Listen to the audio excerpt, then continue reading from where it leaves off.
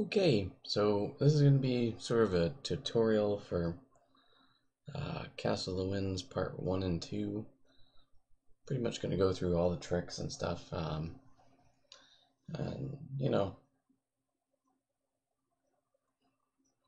we'll just do a run and I'll kind of do it with commentary. Okay, so I guess to start out, this is Castle of the Winds. This. Um, it's a game from like 1991, I believe. Was made by Rick Sata. I think the majority of it was probably when he was like 16 or something. But yeah, it's a great little game. It's a roguelike. And it's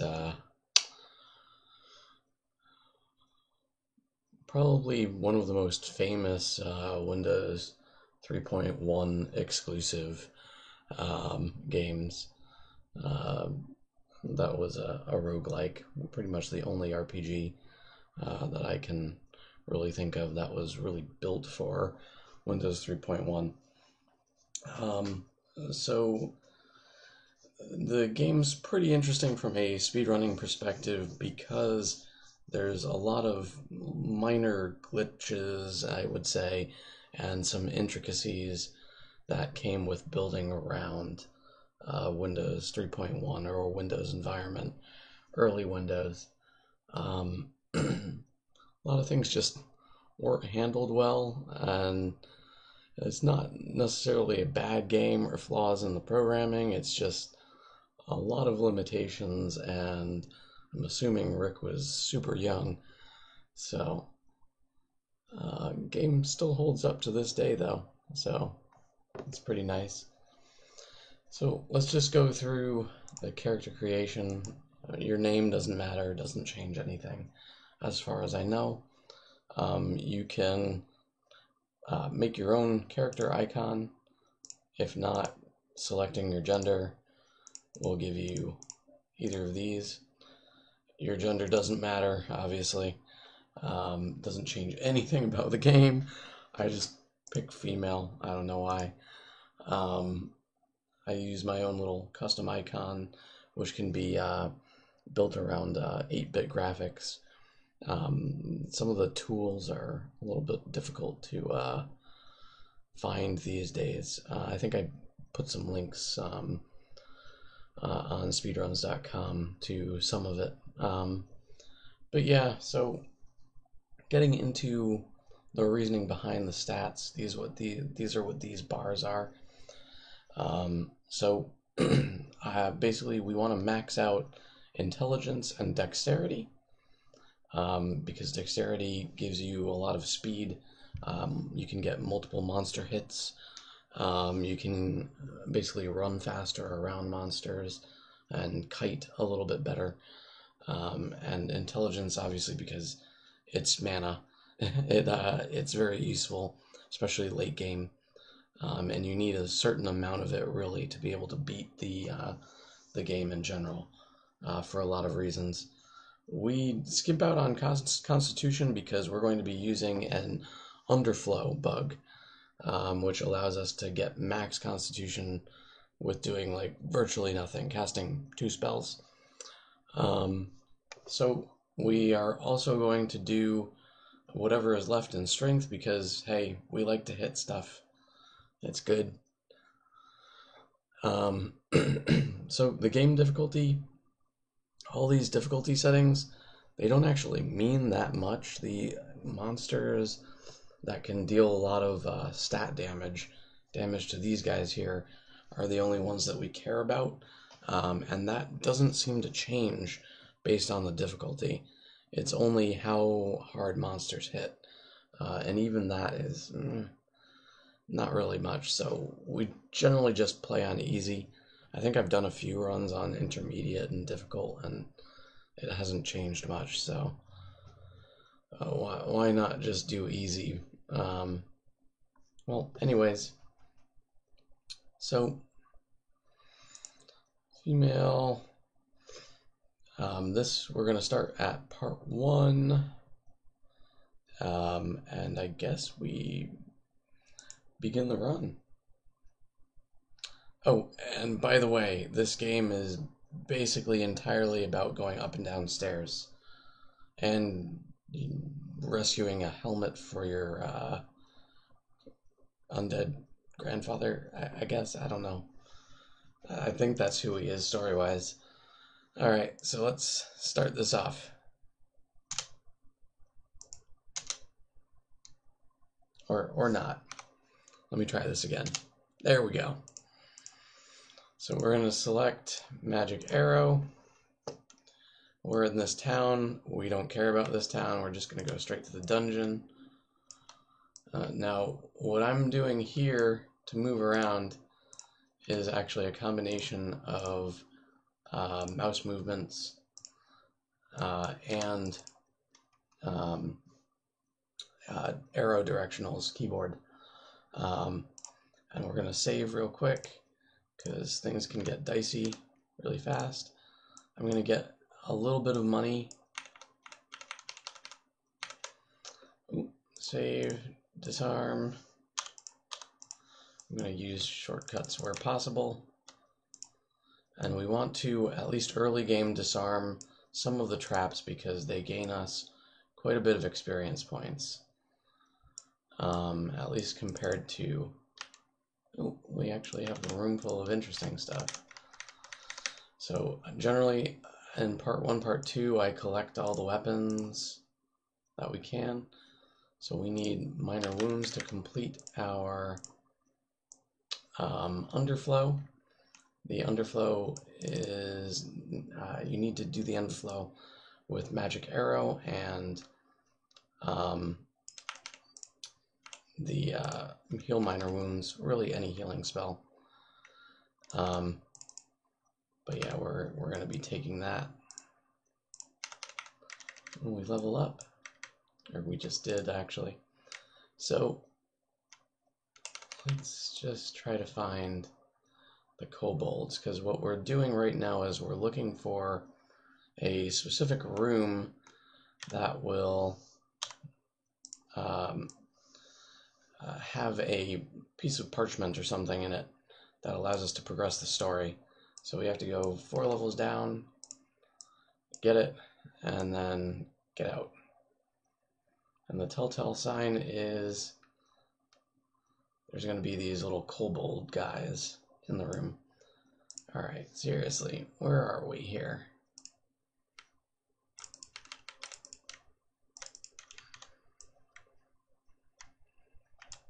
Ah, here we go.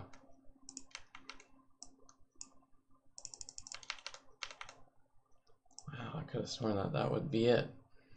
Okay. Well, we'll just be in a little bit better of a place in terms of money.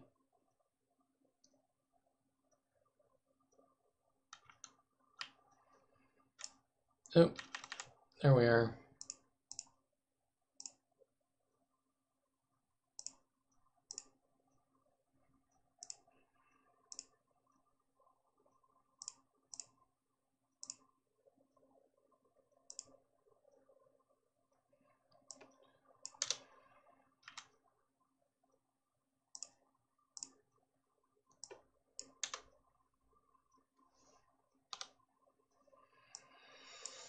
Oh, this is not good.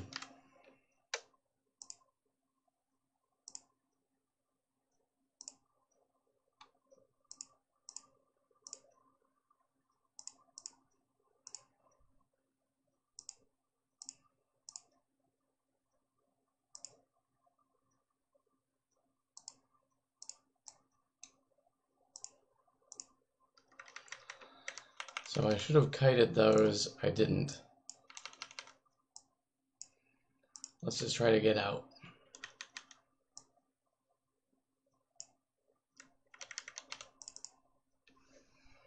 Okay, rest. Oh, goodness.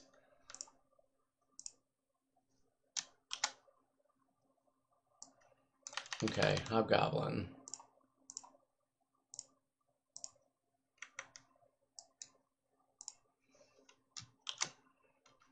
Okay, so we're gonna collect some of this. Dagger is not useful.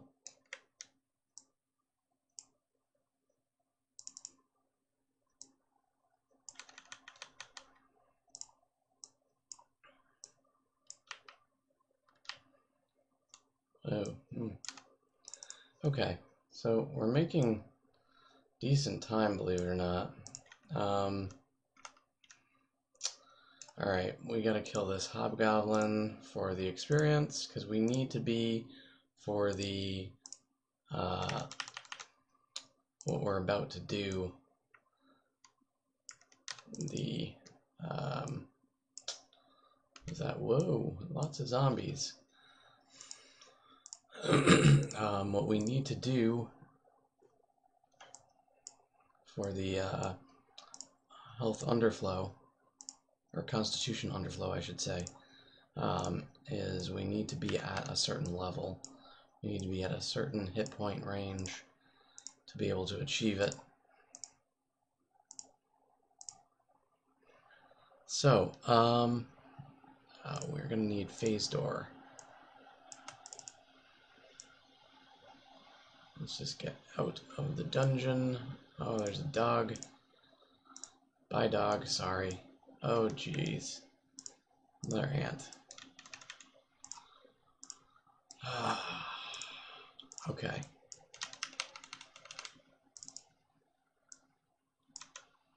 So let's save. Okay. So there are other movement types that I could be doing. I don't do them because of my hand. But anyway, you can do all keyboard and everything. So for story reasons, I didn't have to do that, but for story reasons, it forces you to read the parchment here. And then we go back to town to trigger the text boxes, and then we can go right like that. So we now have a few things. Right now I'm going to just try on a couple of these weapons. We want the hand axe. We'll keep the wand. Actually, I might. Of course, it's a dead wand. Oh well. Junk. Save. So we should have. Let's see. We're at level 3. We should have enough to actually execute the Constitution Underflow. Let's switch that. So I'm gonna put us into negative health.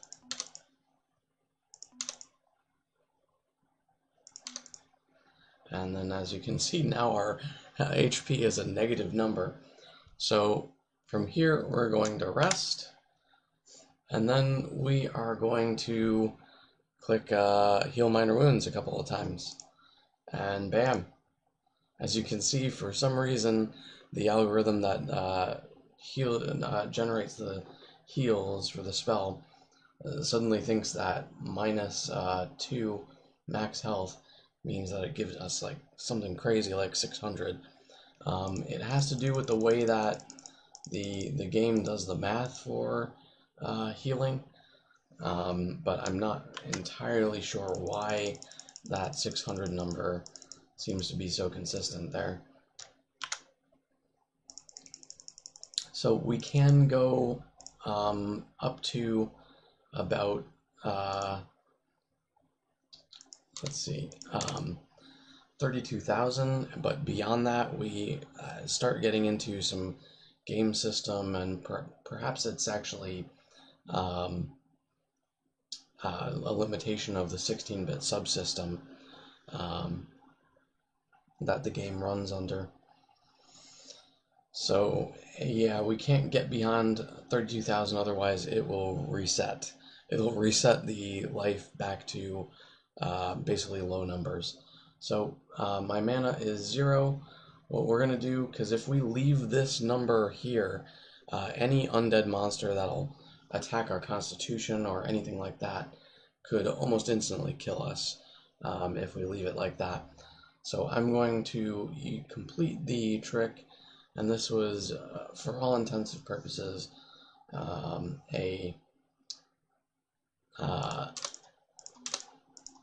something found by Silent Sigil, another runner of this game. If you just keep on clicking until around 18 or so, your health will go back to normal, and what that actually does is it maxes out your constitution, so it's no longer super low. So we're just going to rest here. And again, Silent basically was the first one to use it in a run.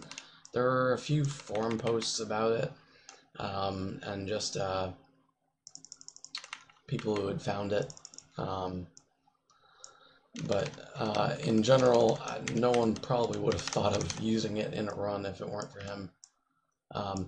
So we need to get down 11 floors into this dungeon, and the fastest way would be to find some trapdoors that lead down a few floors. That usually doesn't happen, so I'll just be dashing around trying to find some easy stairs. Ooh, almost got lucky there, I thought, but no stairs. Okay. Okay, let's kill these guys. So you might see some little pieces of parchment again. None of that is needed for this next part.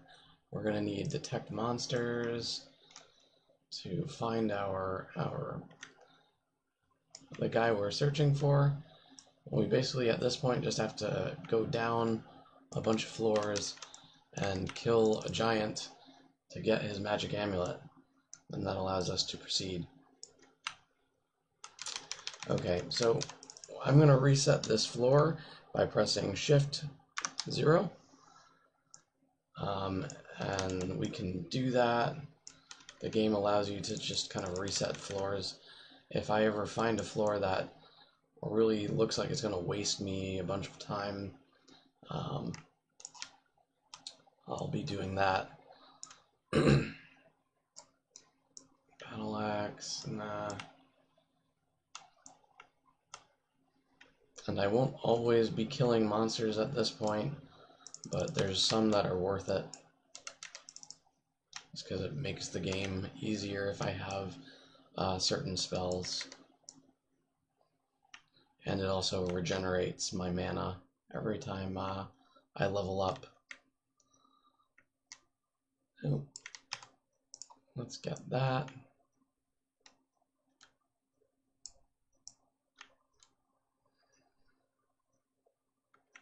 So in general, this game, there we go. If push comes to shove, you can always use Phase Door to get somewhere else. Especially in this, we don't need to do anything. In the second part, we actually have to traverse the dungeon up and down, but in this part, we don't have to do that. So something about the game system, like I was about to mention there, all of the doors are actually kind of set to generate fairly close to each other. All of the staircases, I should say. So you can usually rely on the staircases to be somewhere close by. Not always, but it's usually how it works.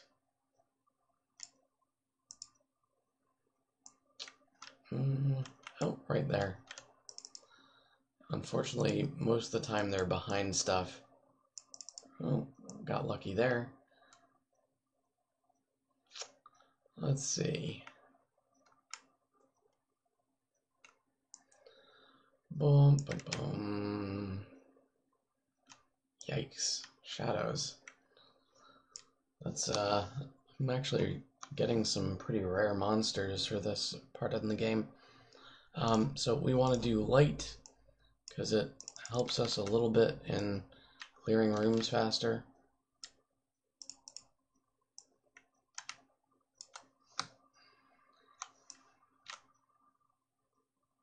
Oh, this guy.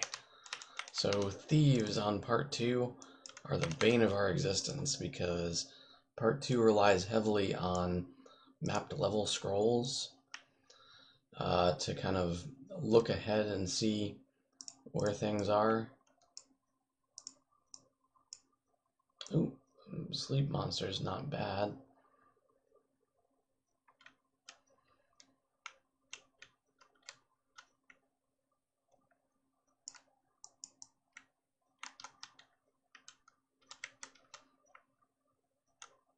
Wow, okay.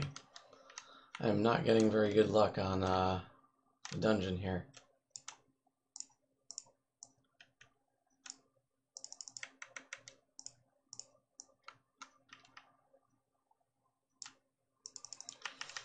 So yeah, there are somewhat faster methods of... Oh, we got lucky. Somewhat faster methods of movement, but all the shift toggles and everything tend to be a little bit less precise. And I don't really like using them because I end up dying a lot more and I end up hurting my hands a bit. So let's get the money, let's get that. Save inventory, and we're going to activate. I didn't actually have to go into inventory. So we're gonna save, okay. So we activated the amulet. So I'm gonna close this one, open this one. The reason why we don't have it open sitting there is because it can actually kind of crash either of the games for them to both be open. The 16-bit memory space isn't terribly good for leaving a bunch of stuff up. So I tend not to risk it. It tends to cost about 10 seconds to do. So we have a bunch of mana, and as you can see, we don't actually have a huge amount of money. So what I'm going to be doing, I'm going to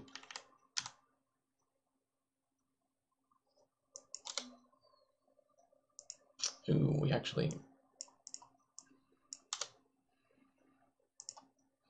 want that. Okay, save inventory. Okay.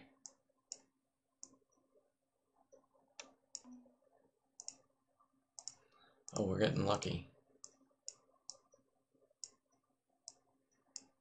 Don't care about that.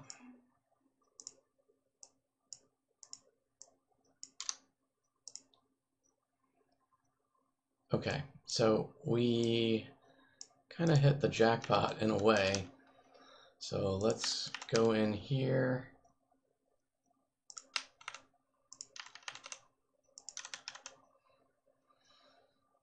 We're gonna sell these, and we're gonna sell this one for a bunch of money. So we need to generate money somehow, and we need a scroll of map level, bare minimum, in order to complete the game fairly fast.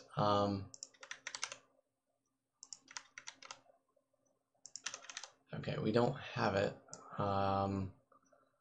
and we can't afford those, so what we're gonna do, everyone's favorite part, the shopping, we are going to, you know what, before we do anything, just because if we press the healing spell again, we can reset our life and ruin our run here. I'm going to put phase door here. So spell, we're going to do some phase door shopping.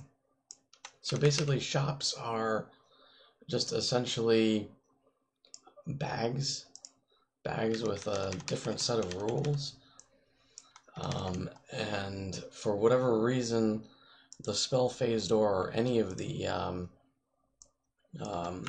teleportation spells, when used inside of a shop, it kind of causes the shop to dump all of its stuff on the floor. Shop still functions otherwise, it's just if you manage to land on one of these spaces, you can collect everything that's in the shop. Phase door. I'll just do them all, just in case. No, I don't think this one's worth it. Maybe it is. Let's see.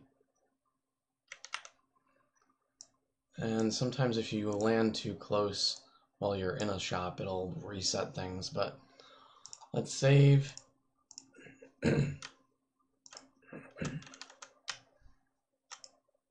Oh, we got lucky. We got really lucky, actually.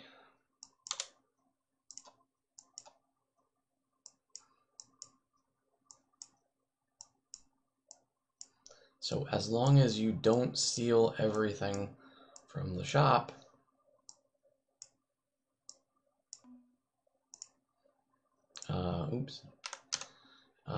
you don't crash the game, and you gain tons of money by doing this.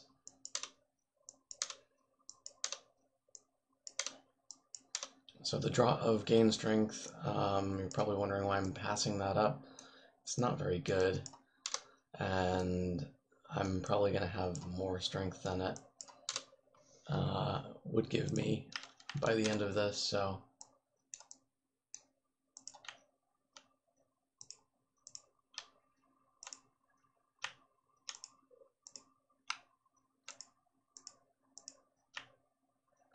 Okay, no, so we're going to regenerate our mana by sleeping, and we're going to check the scroll shops again, because we really need that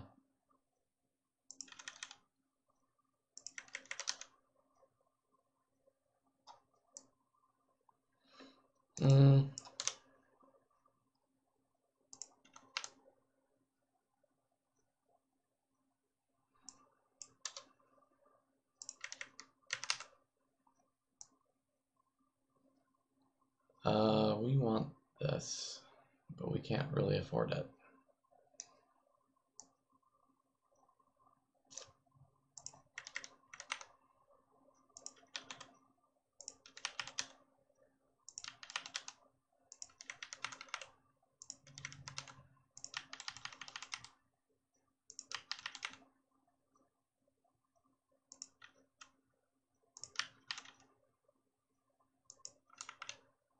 Okay, we're gonna...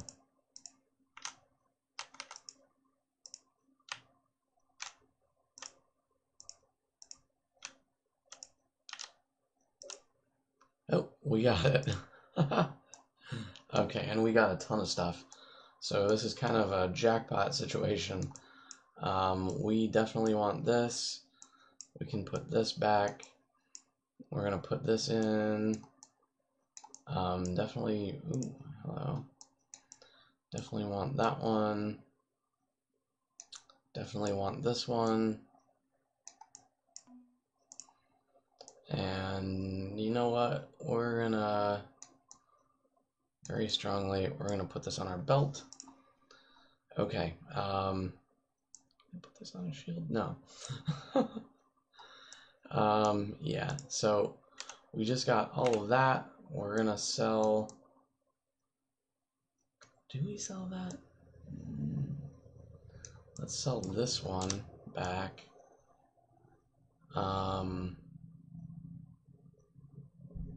Let's sell this one. Mace. Hit. So we'll keep all of these for now. Alright. So we have a lot of money now. And we still need that scroll that I talked about. So let's try to force that.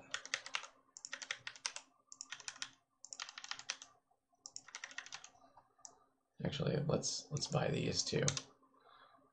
Let's just buy those.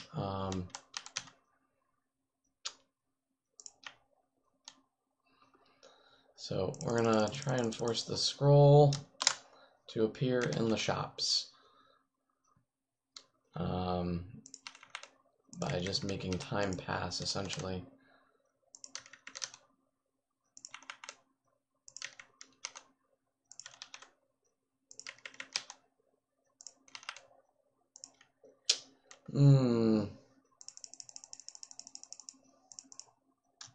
Not looking good, huh?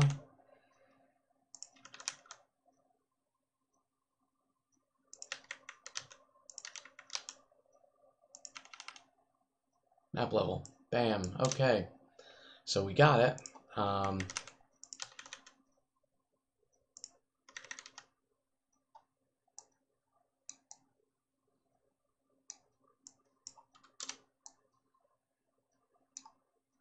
I'm going to probably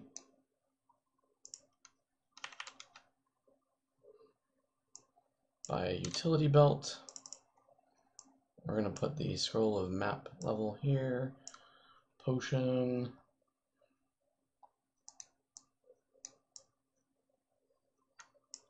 So we're going to, and let's just make sure this works. Our armor value is 31 right now. So there's a trick that we can use that will allow us to carry and equip more items than we should be able to be possible. So if we put this into our free hand, we right click on it to show the stats, and then we click enter and put it to where we want to equip it. It should do.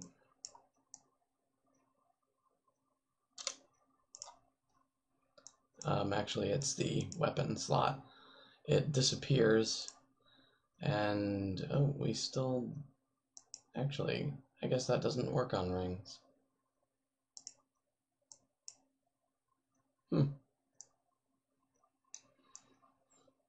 Well, it should work on weapons.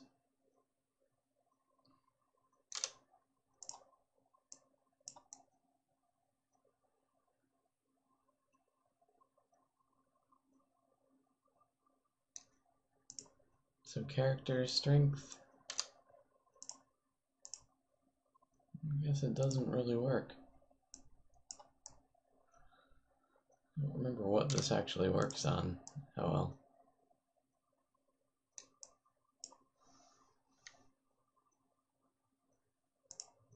Save. I guess it kind of worked.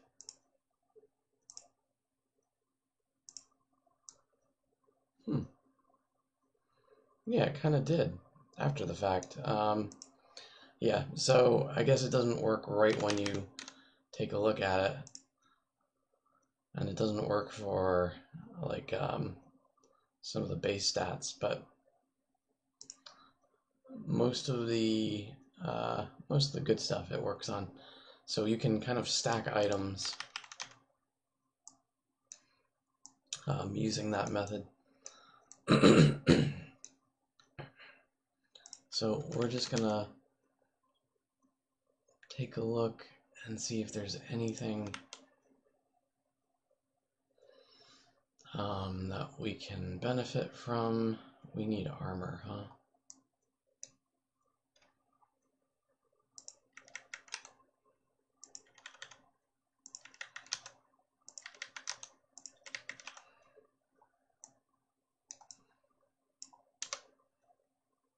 We're gonna buy that.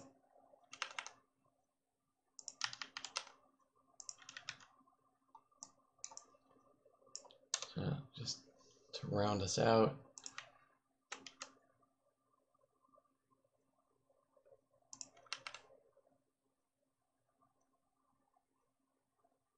I think we're good otherwise. Okay, so we're gonna save, and we are going to go into the dungeon.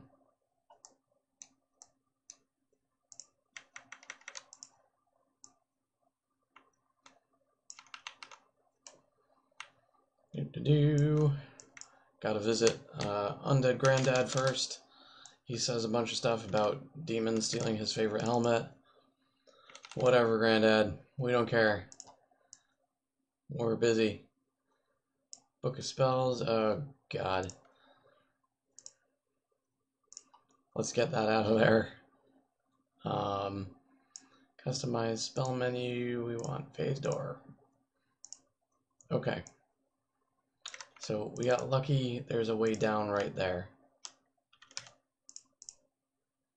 Save, activate, map level scroll. So right there we got a staircase. And you'll start seeing what I mean about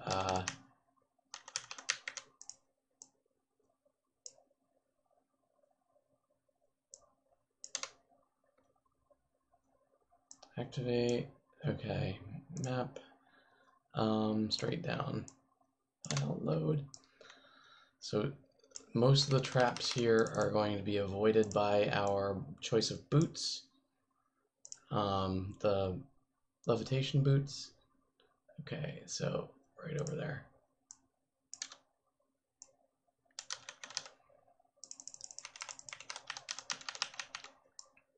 Most but not all glyphs can still do that, and it's kind of funny because I actually discovered that you can do the same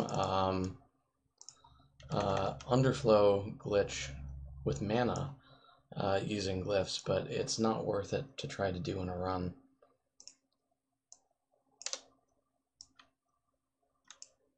Ooh. So these guys, they're awful because they steal our scroll, and we need that.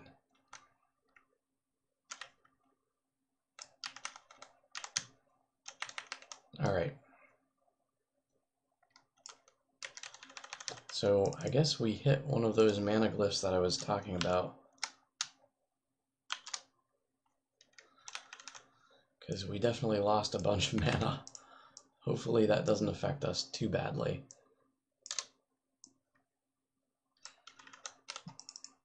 If it does, we can go back to town and reset it so we can complete the run. I felt for sure it was gonna be a door there. Okay, so straight up.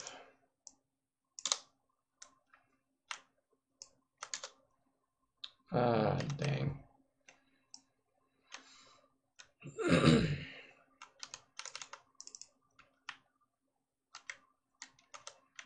So let's just kill these monsters so we don't have to deal with them on the way back up, because we actually have to go back up.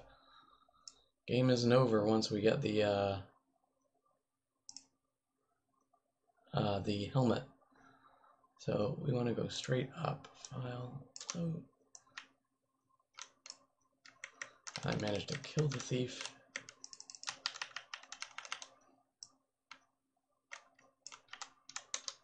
Nope, one of the scripted fights.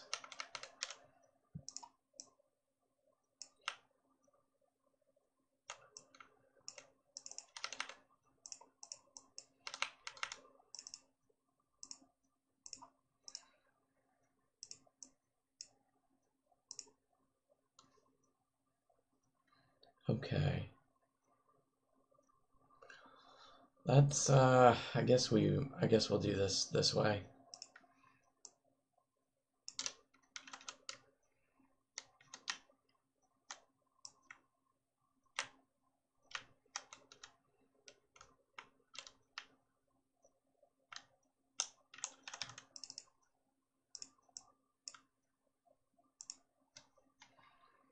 Okay, so map.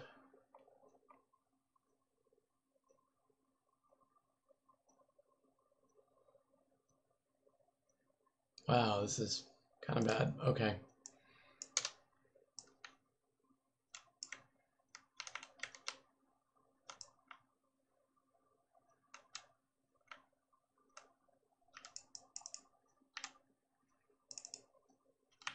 Oh, we got lucky. That happens quite a bit, actually.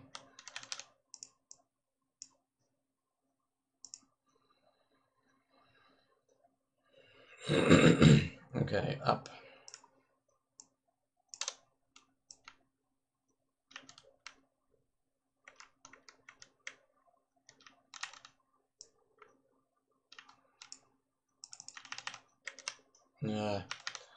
So any of these weird tornadoes are very fast, and I tend to just kill them rather than having to deal with them on the way up.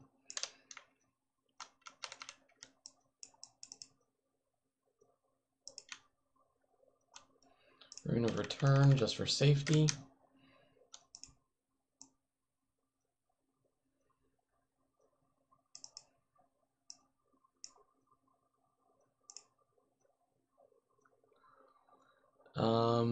So I guess we'll do this. Up.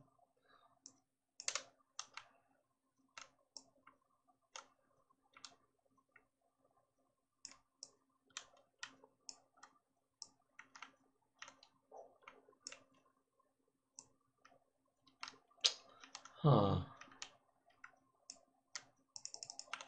There we go.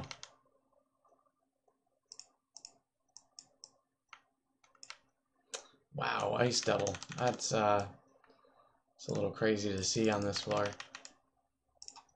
It's one of the harder monsters in the game. Let's just use the... Oh, okay. I missed it by one. It's this one.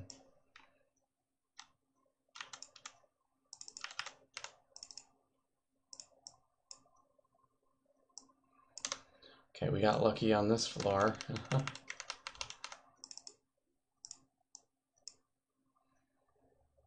Map. Oh, perfect.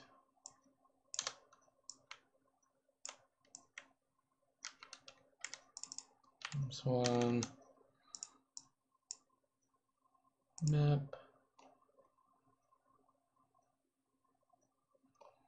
Okay.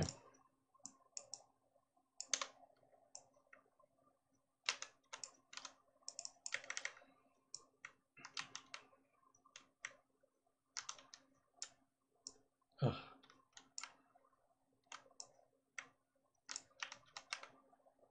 Wizards I generally try to kill.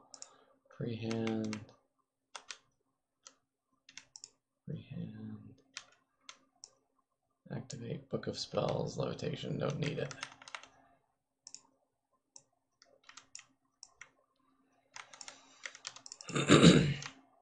So we're actually traveling down these 25 flights of stairs to kill a demon called Surtur.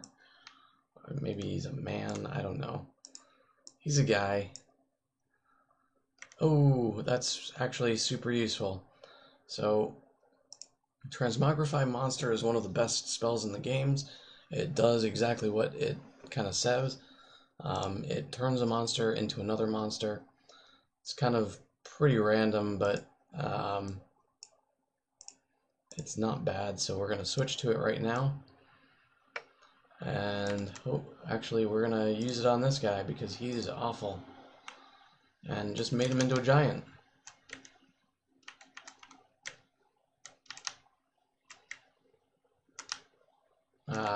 So we're getting to the elemental floors, which are kind of wholesale terrible in a lot of ways. Okay, straight down. Oh, goodness. Ice devils. And ancient red dragons. Okay. So we're gonna transmog this guy too. Vampires we don't care about. We're just gonna grab ball lightning there. Oh, hello.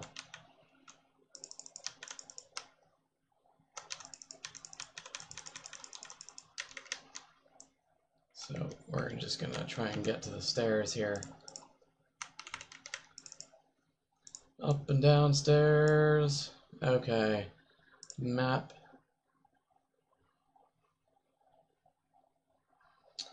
Oh, just straight down. What am I doing?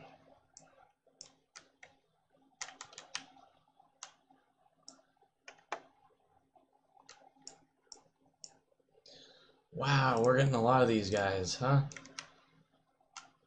Lucky for us. I don't think we actually have any other spells that we need.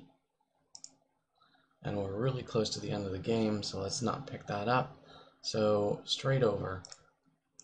And we managed to avoid, there's a few floors that can spawn undead rooms. I think there's 2, actually. Might just be 1, but we managed to avoid them to a large extent, which is very, very good. So straight down.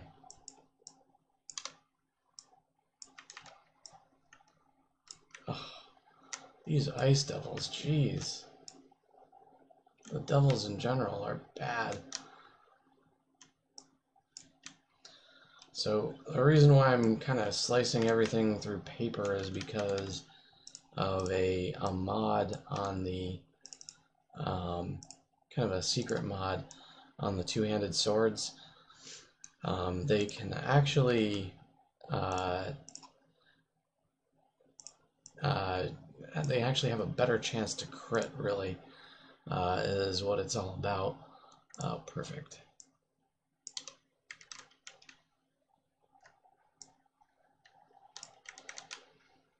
And the game doesn't really tell you that, but oh, hello, we popped into the end boss's final room. Well, that's what we want, but this is going to be interesting. Okay, so I'm going to save here, and what we're going to do is we're going to try to manipulate this crazy, very old green dragon into killing him for us. Because it's a lot easier since we have this spawn.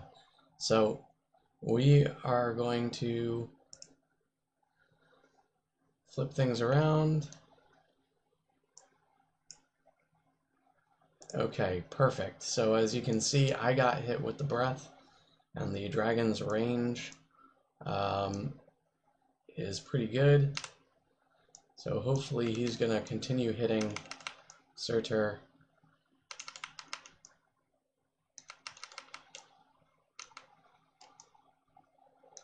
Doesn't look like it.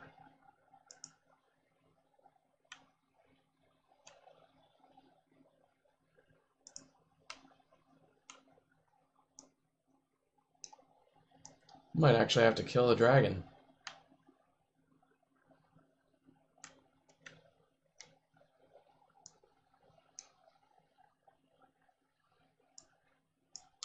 Let's load that one more time.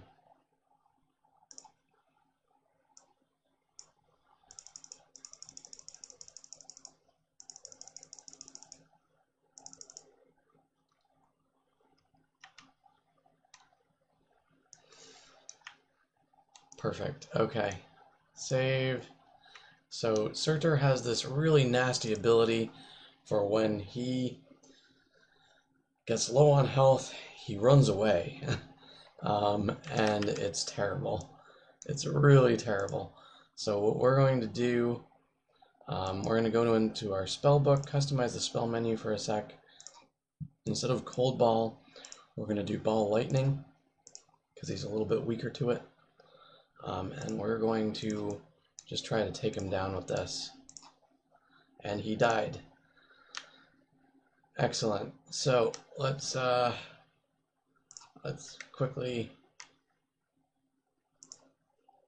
get the Helm of Storms. And let's get the hell out of here.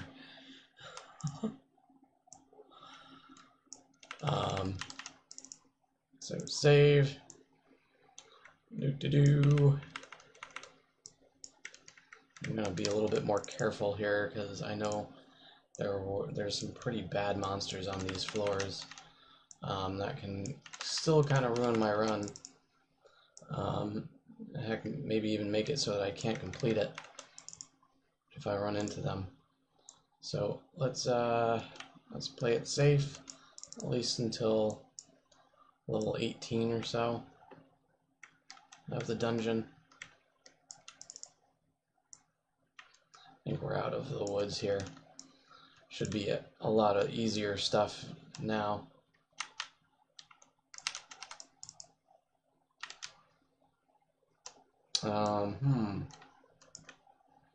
Maybe not.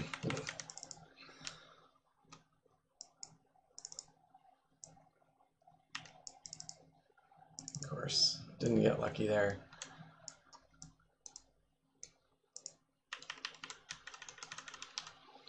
Where are we? Oh, gotta be this way.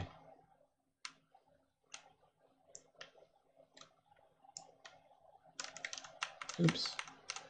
Skipped it.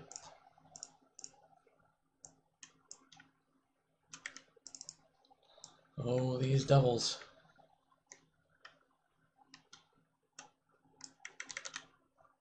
So the game itself is kind of loosely based on some Norse mythology.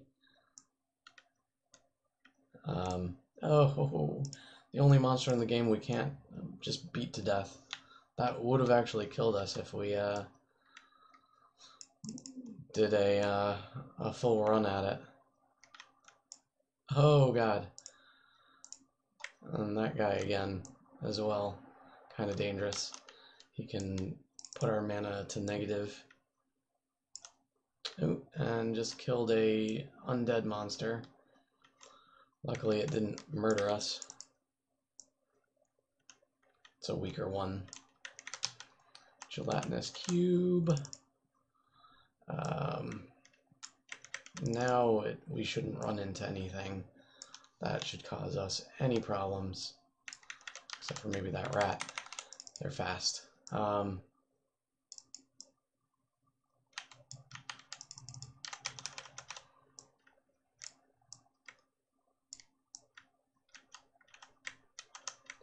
come on. Keep running into monsters. Come on. So now we don't need anything here. Okay, cool. And great. About to call time. And time. Oh. Forgot to hit those. Got too caught up in the shopping, I guess. So yeah. That's Castle of the Winds. Usually most runs going as fast as possible are around 30 minutes of part 1 and part 2. Explaining it's a little bit more difficult on the fly, and there's some stuff that people would probably be like, what the heck is going on here? None of this makes sense if I didn't stop and pause for a little. So yeah, that's Castle of the Winds, a stair simulator game, as I like to call it. So yeah, I think the world record for this is, well, by me, and it's 25 minutes. Theoretically, you could probably get this to like 20 minutes, but I mean, the RNG at that point is utterly insane. So if someone wants it, be my guest. But yeah, that's pretty much part 1, part 2. I'll probably do a part 2 video tutorial, because there's a lot of things that are very different with that one. But yeah, pretty fun, pretty easy to get into. Not bad.